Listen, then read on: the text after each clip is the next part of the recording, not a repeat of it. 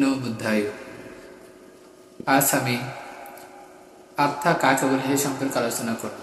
একজন উপাসক আমাকে আত্মা কাকে বলে, বৌদ্ধ ধর্মের মধ্যে আত্মা শব্দের অর্থ কী সেই সম্পর্কে আমাকে প্রশ্ন করে।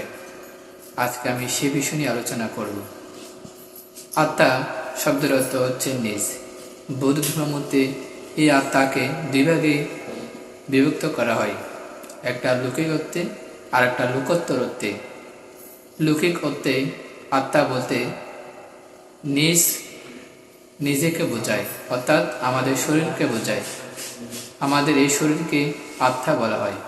এবং লোকোত্তর অর্থে আত্মা বলতে শূন্য অবস্থাকে বোঝায়, অর্থাৎ লোকোত্তর মার্গের দিক দিয়ে যদি আমরা বিবেচনা করি তাহলে আত্মা বলতে এখানে কিছুই বিদ্যমান নাই, শুধু আমাদের দেহের মধ্যে নাম আর রূপ নিয়ে আমাদের এই দেহ